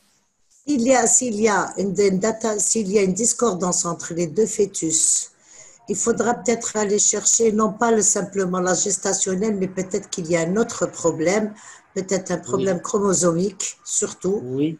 Voilà. Oui. Et parce qu'il n'y a pas de véritable discordance en matière de biométrie fœtale, même lorsqu'il s'agit de grossesse gémellaire ou autre, ou de grossesse multiple. C'est pas la grande discordance. On reste toujours ce que nous on appelle entre P10 et P50 ou P90, c'est-à-dire qu'il y a une petite variation, qui se fait entre les deux jumeaux ou les autres ou les grossesses multiples, mais ce n'est pas un gros facteur d'erreur de la datation de la grossesse, je pense. La plus grande LCC. J'aborde le sens de Mme Betaoui. Pourquoi? Parce que en début de grossesse, tous les fœtus croissent de la même manière, un petit peu, c'est d'ordre génétique. Par contre, en deuxième partie de la grossesse, c'est la nutrition qui rentre en ligne de compte. C'est pour ça d'ailleurs que l'on tient compte de la longueur céphalocodale. Plus elle est précoce, plus elle a une valeur précise. Mais au fur et à mesure de l'évolution de la grossesse, il y a une grande dispersion. Donc, les fœtus, si vous dites LCC, c'est-à-dire que c'est une grossesse, vous êtes au premier trimestre, les fœtus sont de la même manière. À ce moment-là, il faut chercher peut-être une cause génétique. Je suis d'accord avec Dr Bendaoui. Bien que M. Sadi, je ne sais pas s'il nous entend, mais il faut quand même prendre, quand il n'y a pas une grosse différence, prendre la longueur du plus gros fœtus, le plus important. La plus grande LCC, c'est ce qu'on entend.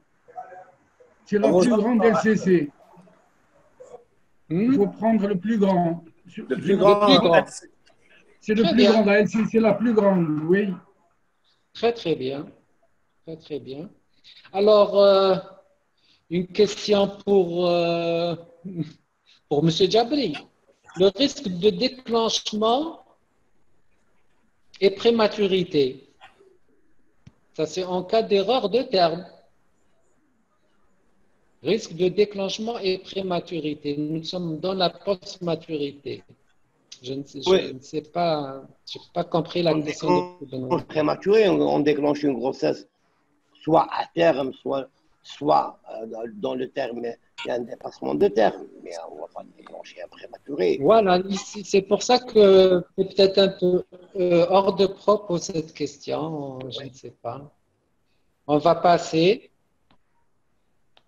Alors, M. Benrelbia Tani, toujours, le misoprostol abandonné. C'est vrai qu'il n'a pas d'AMM, c'est vrai qu'on ne le trouve plus sur le marché. Alors, peut-être quelqu'un peut nous préciser davantage sur cette molécule. Alors, de toute façon, on ne l'a plus depuis plus d'une année. Tout à fait, ça a été abandonné, donc enfin abandonné, mis de côté parce qu'il y avait des difficultés de l'AMM et en plus maintenant il y a une nouvelle molécule qui pourrait être, les prostaglandines, qui pourrait être beaucoup plus bénéfique et qu'on peut plus facilement manipuler. Meilleur de maniement plus simple. Plus simple, les prostaglandines. Alors, quand est-ce qu'on peut parler? Oui.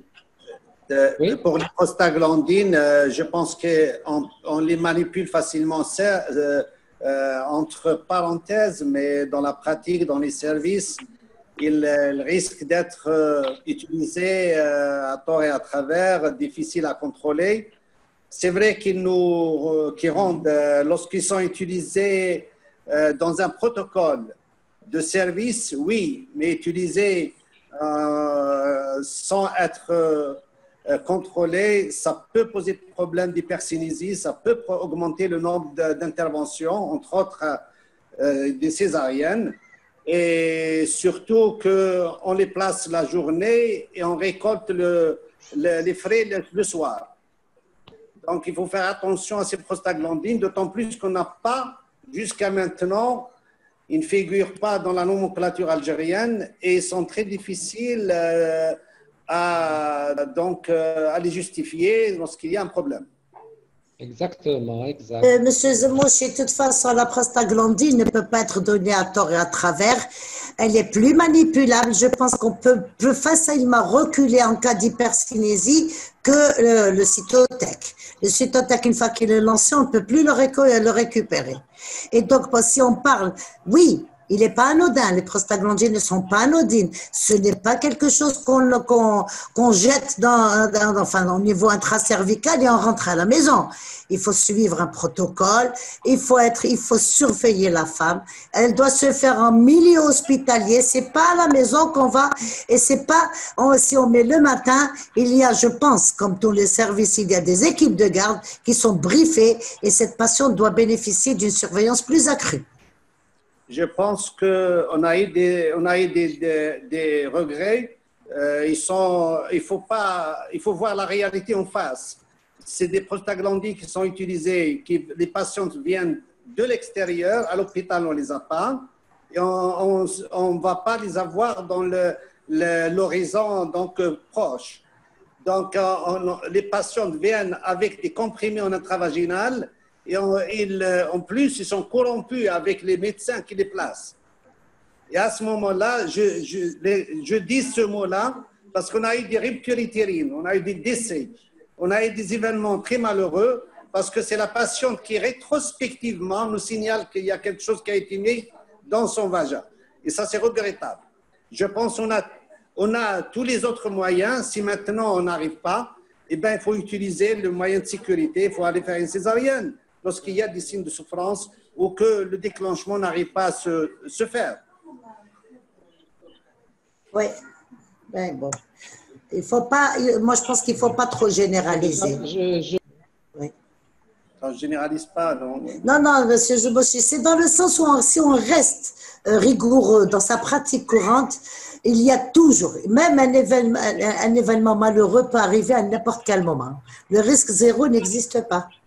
Madame Bendaoud, oui, monsieur, j'ai toute confiance en vous lorsque c'est vous que vous utilisez ce médicament. Mais la pratique, c'est autre. Attendez, ne me dites pas c'est moi.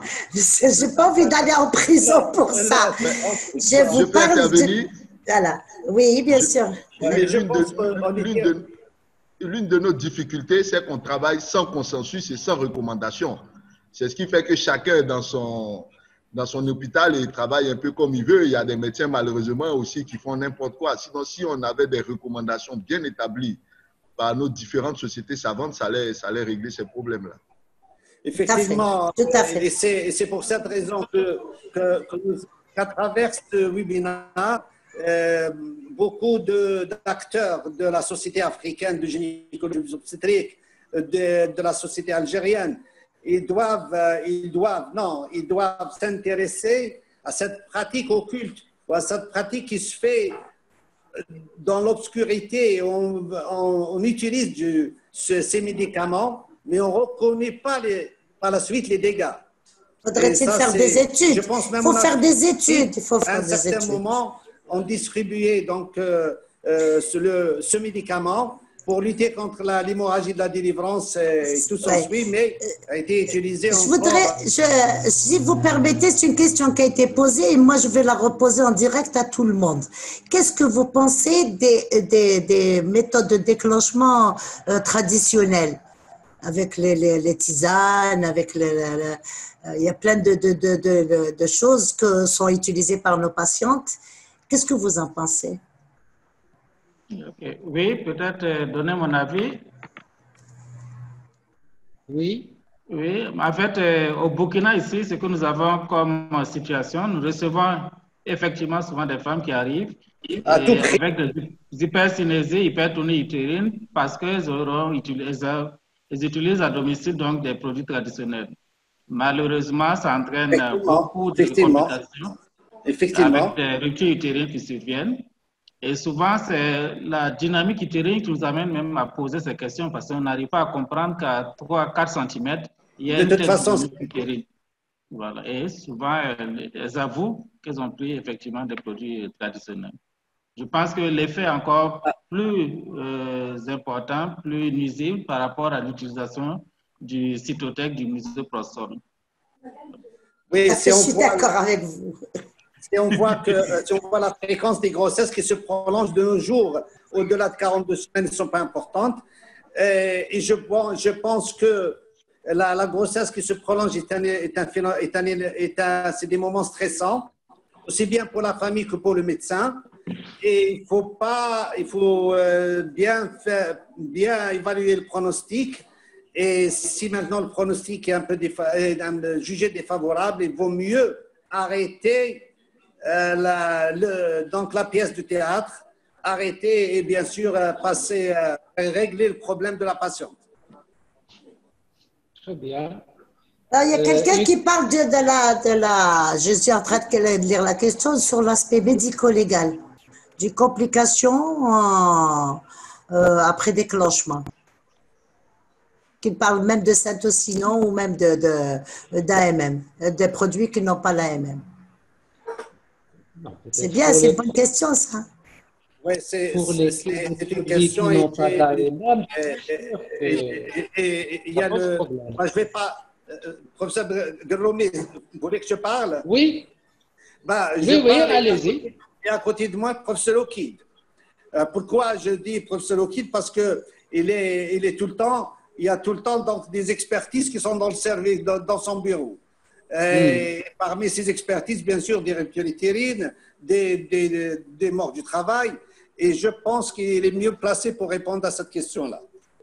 Sur le médico-légal? Oui. Oui. Madame Daoud, est-ce que je peux réécouter ta question? J'ai dit qu'elle est... Non, je suis en train de lire une question là. Donc, oui. Alors, quel est l'aspect médico-légal? Enfin, s'il s'ensuit une complication comme une rupture utérine qui met la responsabilité du médecin, même si c'est du syntocinon qui a l'AMM ou d'autres produits qui n'ont pas d'AMM.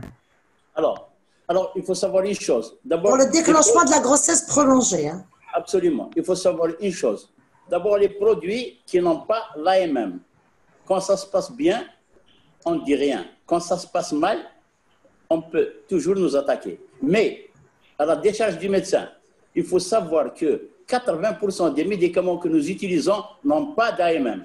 Alors, si vous pensez que vous allez n'utiliser que les médicaments d'AMM, on va fermer la boutique. Alors, il faut tenir compte aussi du fait que les sociétés savantes, le collège, eux, ils ont un rôle primordial dans la prescription des médicaments. Même quand il n'y a pas l'AMM, quand une société savante le déclare valide, ça pour le médico-légal, c'est une protection. Maintenant, quand on déclenche avec du syntocinon et qu'il y a un accident, alors je vais vous dire, Madame Ben Daoud, vous savez, vous êtes professeur, vous êtes gynécologue, vous êtes un ancien gynécologue, et tous nos collègues aussi. Nous savons tous qu'un déclenchement du travail est un déclenchement à risque. Et ce qu'il faut faire, c'est de ne pas prendre les précautions nécessaires. Et les précautions nécessaires sont connues. D'abord, rester à côté de la malade. Deuxièmement, la surveillance nécessite aussi un RCF. Il faut qu'il soit sous RCF. Et si on n'a pas ces possibilités d'être à côté de la malade, de mettre une perfusion de syntocinon et de ne pas suivre la chronologie, nous savons tous, commencer par exemple par 12 gouttes minutes, monter toutes les demi-heures de 2 gouttes jusqu'à obtenir des contractions efficaces et après ça aussi surveiller jusqu'à l'accouchement. Si on a fait tout ça, le risque de rupture utérine, il tend vers zéro. Je ne dis pas qu'il est zéro, je dis il tend vers zéro. Là, on ne peut pas reprocher à un médecin dans ces conditions une faute. Par contre, s'il met sa qui dit vaut mieux parler à nos jeunes qui nous écoutent peut-être de la traçabilité de tous nos actes, hein, et que la surveillance, on nous a appris ce mot, c'est une surveillance armée. On ne fait pas de déclenchement si on n'a pas de bloc opératoire, par exemple. Absolument. Absolument. C'est pour ça que je dis que le déclenchement est un acte médical. Il doit se faire dans un service où il y a un bloc opératoire et tout doit être mentionné sur le partogramme. Et dans le service, on leur dit tout le temps, quand vous faites le déclenchement, vous marquez, vous remplissez la feuille du déclenchement qui est bien spécifiée, l'heure, le nombre de gouttes, les contractions utérines, les BCF, tout doivent être notés et sur la surveillance toutes les 30 minutes. Donc, effectivement, tout doit être noté. Et du point de vue médico-légal, nous connaissons tous la valeur d'un dossier médical. Quand il est bien fait, en général, on n'a rien à craindre. Mais quand il est mal fait, tous les soupçons sont possibles. Et surtout le partogramme. Voilà, pour ne pas m'éterniser, je m'arrête ici, Monsieur le Président, le coordinateur. Monsieur Guéroumi, à vous la parole. Sinon, je ne la lâche plus. Non, moi, je vois une autre question, mais le temps, si on n'arrive pas à voir M. Guéroumi. Alors, il y a quelqu'un qui parle de pratique ou des déclenchements, de conduite à tenir diffère du secteur public par rapport à peut-être un secteur privé qui ôte plus facilement pour les césariennes en cas de grossesse prolongée. Alors madame, il est très effectivement, ce que vous dites est extrêmement vrai. C'est une question hein, que je lis. Non, mais c'est extrêmement vrai. Il y a une différence entre le public et le privé pour des considérations sur lesquelles on ne peut pas s'étendre. Là, moi, je peux vous donner l'expérience du service et le protocole du service. Il se base sur des faits du service et bien sûr sur la revue de la littérature. Alors nous, quand on fait un déclenchement, on considère les points suivants. Premièrement, le déclenchement, on démarre le matin. Et on commence à 12 gouttes minutes et on augmente progressivement de 2 gouttes jusqu'à obtenir des contractions utérines efficaces. Après ça, on peut décoller la poche des os. Si on est à 3 cm, on peut même rompre et commencer la surveillance. Si au bout de... On commence à 10 unités de symptômes. Si la perfusion est passée sans résultat, qu'est-ce qu'on fait? On laisse la femme se reposer. Le lendemain, on reprend une autre perfusion. Donc, c'est la deuxième perfusion dans les mêmes conditions. Si ça ne marche pas, on peut refaire une troisième perfusion le surlendemain. Mais quand la troisième perfusion ne marche plus, on considère qu'il y a un échec en déclenchement et on intervient chirurgicalement. Voici un peu le protocole du service que l'on fait. Et il est clair qu'au bout du premier déclenchement, du deuxième déclenchement, s'il y a des anomalies qui surviennent, on peut être amené à intervenir. C'est pour ça que le déclenchement ne peut pas se faire en dehors d'une maternité avec le coopérateur. Voici un peu maintenant, c'est vrai que... Pourquoi on n'utilise pas les méthodes mécaniques, les ballons, les sondes de Foley ou les ballons, de dilatation? Je pose aussi la question à nos amis Dia et M. Ali. Ok, oui, je peux. En fait, nous utilisons souvent la sonde de Foley. Et lorsque c'est une utérus cicatricielle que l'on décide de faire un déclenchement. Et bon, les autres situations, non, beaucoup plus les perfusions d'ocytocine. La sonde de Foley, c'est vraiment ce qu'on a. J'ai vu que lors du dernier congrès à Paris, il y a d'autres types de sondes qui sont plus efficaces, mais nous n'en disposons pas. Les ballons de dilatation. Oui, les ballons de dilatation, oui. Nous n'en avons pas. Nous aussi. Nous, on préfère pas utiliser les sondes de Foley. Voilà. Oui, nous à Abidjan, quand je commençais, je crois qu'avant moi, les gens utilisaient beaucoup la sonde de Foley. Et moi, quand je commençais ma gynéco, j'étais interne, les patrons ne voulaient plus qu'on utilise, je ne sais pas, à cause du risque infectieux, si bien que nous, on n'a pas vraiment eu trop cette pratique-là. Et les plus jeunes aussi, on ne leur conseille pas ça systématiquement. Néanmoins, quand on a une utérus cicatricielle et malheureusement une mort fœtale, qu'on doit faire une césarienne pour éviter d'aller faire une césarienne alors qu'il y a une mort fœtale, là, quand même, on nous permettait d'utiliser la sonde de Foley. Voilà. Je pense que peut-être que c'est parce que quand le misoprostol est arrivé, comme ça marchait bien, nos maîtres ont décidé d'abandonner la sonde de Foley à cause de son risque infectieux. Mais aujourd'hui aussi, le misoprostol a montré sa dangerosité quand ce n'est pas bien surveillé et il faut passer à autre chose. C'est l'équivalent d'un décollement du pôle inférieur de l'œuf, hein? Oui, voilà, c'est ça. Si je peux intervenir sur ce point, à la fin, donc, la grossesse prolongée, comme je disais, c'est un stress pour l'ensemble, que ce soit le médical, que ce soit la patiente. Et j'insiste, parce qu'il y a des étudiants qui nous écoutent, j'insiste sur l'évaluation assez précise du pronostic d'accouchement devant une grossesse prolongée. Donc, il y a l'environnement, il faut tenir compte. Il y a parfois toute la famille qui est à côté, elle s'inquiète du sort de cette grossesse, il faut en tenir compte. On n'a pas, bien sûr, à ne pas écouter la patiente, ne pas écouter la famille, et ça pèse sur la balance de la décision. Cela ne veut pas dire que c'est la famille qui va décider, mais le médecin doit se méfier, parce que si si l'aboutissement est heureuse, eh ben, il sera le médecin de la ville, le numéro 1. Mais si les événements tournent mal, eh ben, il sera le mal vu parce que toute la famille était stressée. Elle ne voulait pas perturber, elle voulait avoir, bien sûr, voir des choses aboutir. Donc, le médecin donc, il faut être très à l'écoute en fin de grossesse à la patiente, à sa famille. Bah, dans ce cas-là, il faut aller dans la césarienne de convenance. Hein.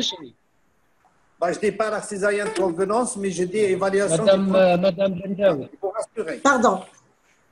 Il faut rassurer. Madame Bendaoud. Oui, monsieur Garoumi. On nous demande de rendre l'antenne s'il y a une dernière question, si on clôt le débat, s'il y a encore une dernière question. Il y a plein de questions. Hein. Il y a plein de questions. Quelle est la... Il y a plein de questions que je suis en train de lire. Une dernière question. Je peux intervenir. Je peux intervenir. L'intérêt de l'écoutoptère, par exemple. C'est Monsieur Garoumi. C'est qui? Est-ce que je peux intervenir? Oui, bien sûr. Non, dans la question, quelqu'un a posé la question de prévention. Oui, la question de prévention. La prévention, c'est de dater d'abord une grossesse et de demander à tout le monde de faire l'écho du premier trimestre d'une manière convenable et correcte.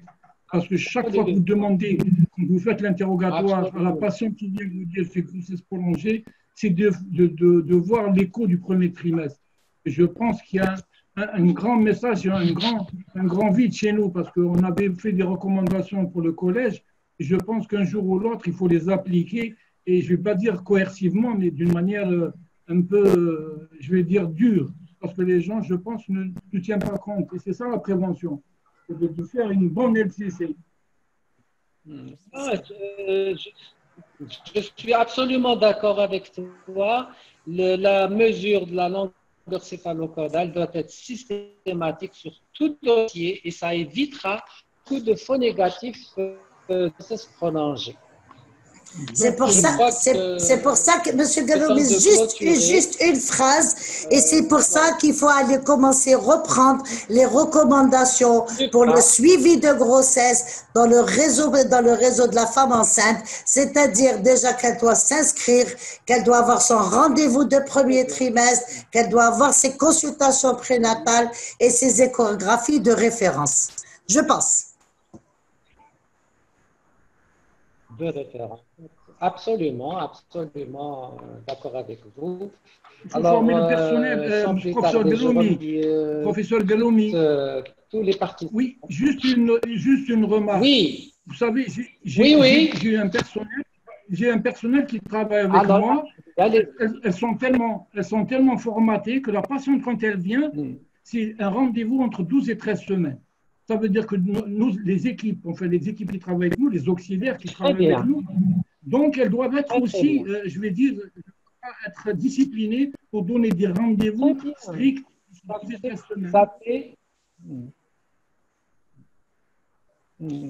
Non, ce calcul est absolument nécessaire. C'est un Monsieur Garoumi. Va suivre. Monsieur Garoumi. Page.